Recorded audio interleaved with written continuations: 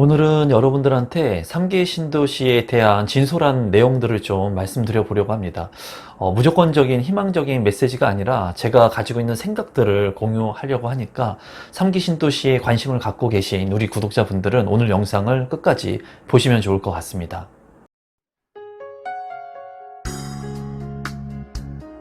임성배 TV 보는가 텐데큰 많은 분들이 3기 신도시에 관심을 갖고 있고 사전 청약이 지금 이제 진행될 예정이죠. 그렇기 때문에 저도 3기 신도시의 사전 청약에 이제 진행될 그런 물량들의 정보를 여러분들한테 제공해 드리고 있습니다. 그러다 보니까 너무나 많은 질문들을 이제 주시고 계세요. 댓글에 많은 질문들을 저한테 주고 계신데 그 댓글들을 제가 일일이 답변을 드릴 수 없는 점은 여러분들한테 죄송스럽다는 말씀을 좀 드리고요. 모집 공고를 통해서 여러분들이 충분히 알 수 있는 내용들이 80% 이상이라고 보시면 됩니다. 그렇기 때문에 처음이라고 해서 좀 어렵고 보기에 복잡할 수는 있겠지만 모집 공고를 좀 참고하시면 좋을 것 같습니다. 그 중에 여러분들한테 좀 도움이 될 수 있는 내용들 또는 제 생각을 좀 공유하고 싶은 댓글들의 내용들을 제가 몇 개 뽑아서 오늘은 그 내용들에 대한 답변을 좀 드려보도록 할게요. 이제 첫 번째 댓글 같은 경우에 제가 부동산을 20년 동안 하면서 이 질문을 진짜 많이 들었습니다. 뭐냐면 주택 가격이 떨어질 거라고 하던데 분양가도 이제 떨어지지 않을까요?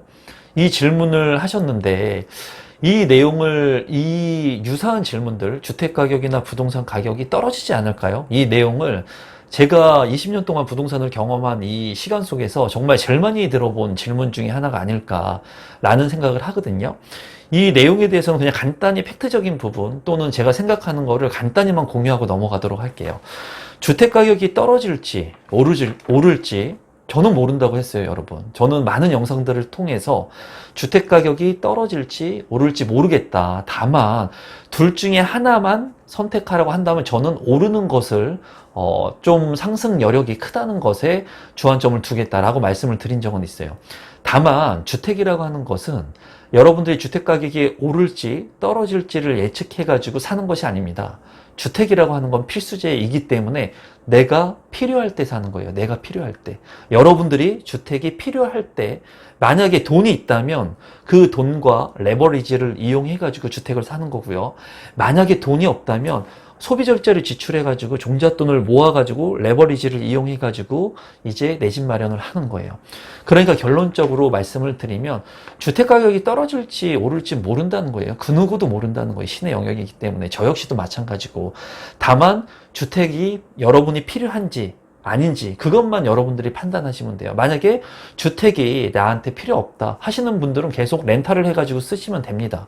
하지만 내가 계속해서 주택이 필요할 것 같다 라고 생각하시는 분들은 본인이 가지고 있는 돈의 한도 내에서 자금의 한도 내에서 주택 가격이 오를 수 있는 곳 그리고 미래 가치가 있는 곳에 주택을 사시면 돼요.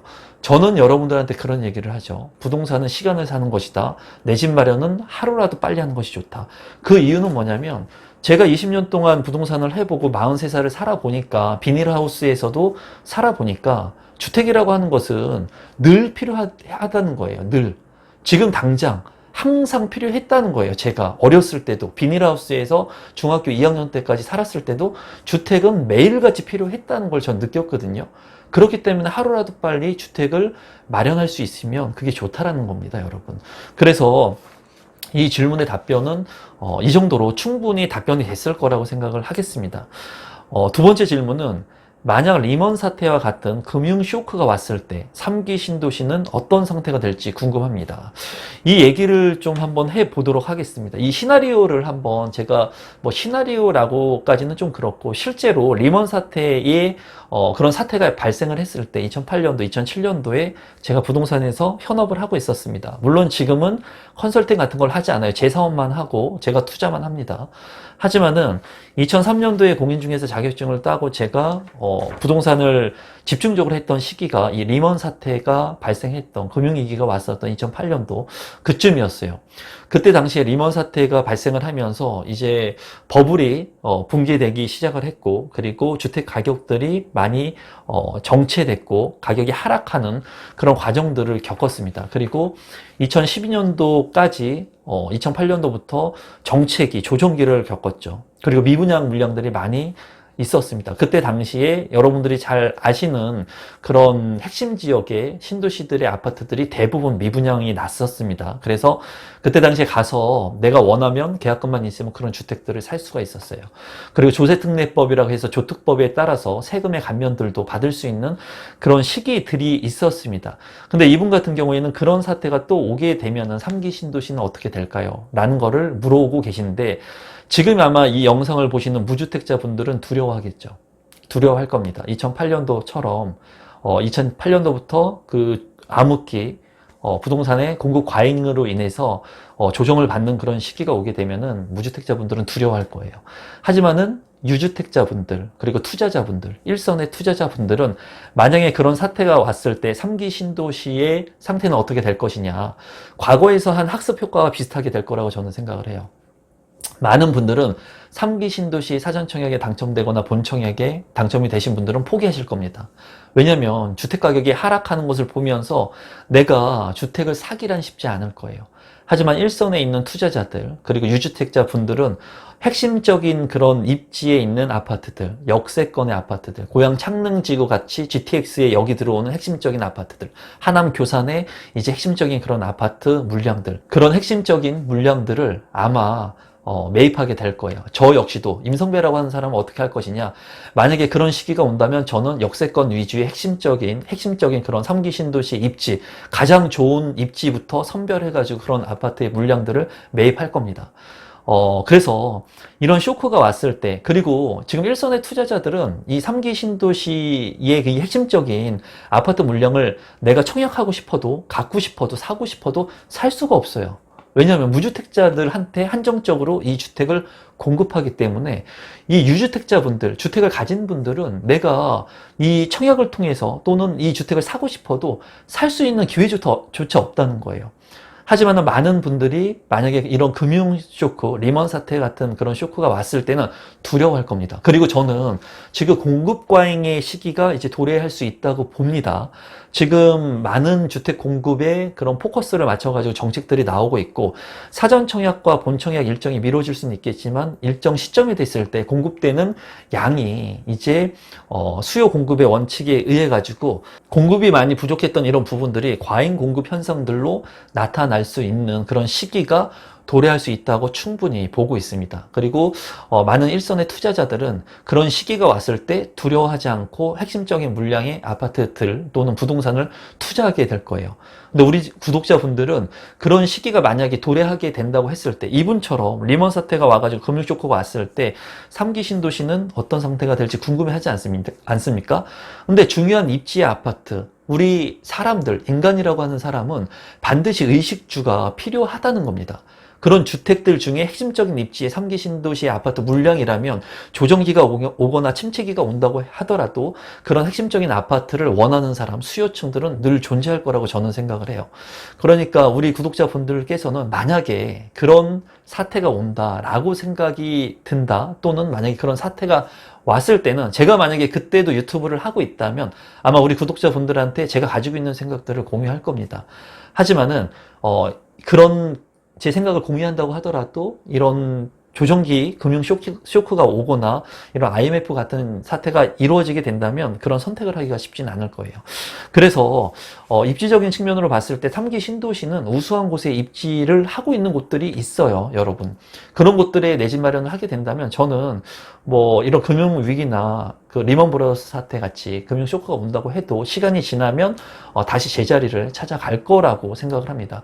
이런 부분들의 질문들을 많이 받아요. 예측, 그러니까 부동산에 대한 예측, 그리고 제가 이제 예전에 컨설팅을 많이 했을 때도 강남에 있는 많은 부를 읽으신 분들도 이런 질문들을 많이 했죠. 내가 가지고 있는 아파트를 지금 고점인데 팔아야 되냐, 말아야 되냐, 다른 아파트를 사야 되냐, 말아야 되냐, 이런 것들을 많이 물어오셨는데, 중요한 것은 미래의 주택 가격을 알 수 없다는 거예요. 그래서 내가 1주택을 가지고 있으면 이 1주택을 내가 팔지 않는 게 현명하다고 저는 생각하는 거고, 만약에 조금 내가 무리를 하더라도 상위의 입지로 갈 수 있으면은 무리를 해서라도 좋은 입지로 갈아타기를 하는 것은 괜찮다고 보는 겁니다. 다만 내가 좋은 곳에 있는데 이것을 팔고 하위의 입지에 있는 곳으로 간다? 이거 별로 좋지 않다는 거예요. 또한 이 상위에 있는 아파트 또는 입지가 좋은 곳의 아파트를 내가 보유하고 있는데 이거를 팔고 내가 현금 보유를 하면서 하위 입지로 간다? 지금도 그러신 분들이 많거든요. 주택 가격이 많이 올랐기 때문에 내가 가지고 있는 아파트를 팔아가지고 하위의 입지, 좀 나쁜 곳에 아파트를 매입을 하고, 그리고 이 차익을 내가 현금으로 가지고 있으려고 하는 분들이 많으신데, 이 현금을 가지고 있으면 쓰게 된다는 거예요, 여러분. 그렇기 때문에 그런 선택들은 별로 좋지 않아요. 이 자산들을 가지고 있을 때 다른 자산으로 이동을 시키는 게 좋다는 거예요. 그럼 세 번째 질문도 한번 보면은, 이제 3기 신도시에 대한 진솔한 제 얘기들을 좀 해보려고 해요. 제가 여러분들한테 희망 고문을 하는 것이 아니라 실제로 제가 가지고 있는 생각들을 지금부터 좀 말씀드려 볼게요. 임 대표님, 진솔한 내용 감사합니다. 정말 10년이 걸릴 수가 있을까요? 3기 신도시 입주까지 10년이 걸릴까요? 이런 댓글들이 상당히 많았고, 그리고 제가 3기 신도시에 대한 내용들을 여러분들한테 말씀을 드리면서 제 영상에 대한 그 내용들을 비꼬는 댓글들이 굉장히 많았습니다. 저는 그런 비꼬는 댓글들, 그런 것들을 보면서 저는 일단은 상대를 하지 않습니다. 제 그 에너지를 쏟고 싶은 생각이 단 1도 없어요. 그냥 읽고 그냥 그 생각들을 이런 생각을 하는 분이 있구나 라고 그냥 생각할 뿐이에요. 그거를 일일이 대처하거나 그러진 않습니다. 그런데 제 생각은 실제로 10년이 걸릴지 모른다는 겁니다. 저도. 왜냐하면 2기 신도시 같은 경우에도 굉장히 오랜 시간, 8년에서 10년 동안 걸린 사례가 있었어요. 물론 지금은 그렇게까지 오래 걸릴 거라고 생각은 하지 않지만, 그리고 정부에서 지금 얘기하는 것은 본청약 같은 경우에 2023년이 예정되어 있고요. 1차 물량 같은 경우에. 그리고 입주 시점이 2026년으로 보고 있습니다. 그러면 지금이 2021년인 점을 감안했을 때 한 5년 정도 있을 때 입주 시점이라고 보고 있다는 거예요. 하지만 여기에서 충분히 더 딜레이 될 가능성이 많다고 저는 항상 말씀을 드렸어요. 더 빠르게 되기는 쉽지 않을 거라고 생각이 들고요. 토지 보상 절차라든가 이 진행되는 절차 중에서 정권의 개연성이 어떻게 변동될 수도 있고, 그리고 현 정권을 유지한다고 하더라도 이러한 정책들이 일관성을 가지고 지속될 수 없을 수도 있습니다. 그래서 실제로 입주까지 10년이 걸릴 거냐 이런 것들을 물어보시는 분들이 많이 있습니다. 그리고 이분도 물어보셨는데, 이제 제 생각에는 이제 본청약 같은 경우에 지금 현재는 2023년 예정이고요. 그리고 입주는 2026년 예정이에요. 그렇게 본다면 한 5년 정도 있어야지 입주를 한다고 볼 수가 있는데, 이 시기는 미뤄질 수 있다는 거예요. 저는 여러분들한테 사전 청약에 대해서 무조건 조건이 되시는 분들은 청약을 하시는 게 좋다고 말씀을 드렸습니다. 그 이유에 대해서도 충분히 제가 영상들을 통해서 드렸어요. 하지만은 제가 사전 청약을 하라고 했지, 본 청약하고 그리고 입주 시점까지 기다리라고 한 그런 얘기는 하지 않았습니다. 이 시기가 빠르게 오고 본 청약이 빠르게 진행되면 사전 청약을 통해서 당첨되신 분들은 이 조건을 잘 활용하셔가지고 본 청약을 하고 입주를 하시면 되는 거예요. 하지만 이 시기가 미뤄질 개연성도 있고요. 그리고 도중에 여러분들한테 맞는 입지 아파트 분양 물량들이 나올 수도 있습니다. 그러면 그런 것들을 선택하라는 거예요. 저는 아까도 말씀드렸죠. 하루라도 빨리 내 집 마련하는 게 좋다. 그 이유는 집이라고 하는 게 당장 필요하기 때문이라고 말씀을 드렸어요. 렌트를 해가지고 내가 월세를 지불하거나 전세를 주고 사는 것보다는 내 집을 가지고 2년이나 4년마다 이사를 안 다니고 내 집에서 안정적으로 생활하는 게 주거 삶의 안정성 확보에서 충분히 가치가 있다라는 겁니다. 하지만은 사전청약 같은 경우에 굉장히 미뤄질 수도 있기 때문에 제 생각은 사전청약이라고 하는 것을 통해 가지고 예약권의 형태로 내 주택을 마련할 수 있는 예약권을 가지고 있으면서 전략들을 구사하시면 되고, 이러한 진행 절차들이 빠르게 진행이 되게 된다면 여러분들이 이 당첨 권한을 가지고 입지가 좋은 핵심적인 입지에 가면 되는 거예요. 굳이 10년이 걸릴 것 같은데요, 20년이 걸릴 것 같은데요, 제 딸이 지금 초등학생인데 결혼을 할 때까지도 입주 이루지 못할 것 같은데요. 그런 부정적인 생각을 갖는 사람들은 주택을 아마 마련하지 못하고 무주택자로 계속 살고 있을 거예요, 아마. 너무나 안타깝죠. 그런 분들이 제 주변에도 많이 있어요. 너무나 안타깝다는 거예요. 그런데 그런 안 좋은 얘기들, 부정적인 얘기들, 커뮤니티의 글들, 이런 거 뭐 귀담아 들어서 여러분들이 선택은 하시면 됩니다. 하지만은 사전 청약해가지고 만약에 당첨이 된다고 했을 때 여러분들한테 단점적으로 적용되는 요소는 단 하나도 없다라는 거예요. 그렇기 때문에 10년이 걸릴지 30년이 걸릴지 50년이 걸릴지 모르겠지만 정말 부정적으로 얘기하면 일단은 당첨되면 당첨된 예약권을 가지고 있고 내가 전략적으로 구사하면 된다는 거죠. 그렇기 때문에 제가 봤을 때는 10년까지 걸리지는 않을 거라고 보여지고요. 그리고 더 빨리 앞당겨질 거라고 생각을 합니다. 그리고 2026년까지는 뭐 좀 힘들겠다는 게 제 개인적인 견해예요. 5년 안에 만약에 진행이 되지는 않겠지만 5년과 10년 그 사이 안에는 충분히 될 수 있는 개연성이 있지 않을까. 저는 그렇게 생각을 하고 있습니다. 뭐 확정은 아니고 제 생각은 그런 거니까 여러분들께서 뭐 10년이 걸릴 수 있을까요? 이렇게 부정적인 견해에만 너무 포커스를 맞춰가지고 사전 청약에 부정적인 생각은 안 하셔도 될 것 같아요. 오늘 영상은 이것으로 마무리 짓도록 하겠습니다. 조금이라도 제 영상이 도움이 되신 분들은 구독 버튼, 좋아요 버튼 눌러주시면 감사하겠습니다. 고맙습니다, 여러분.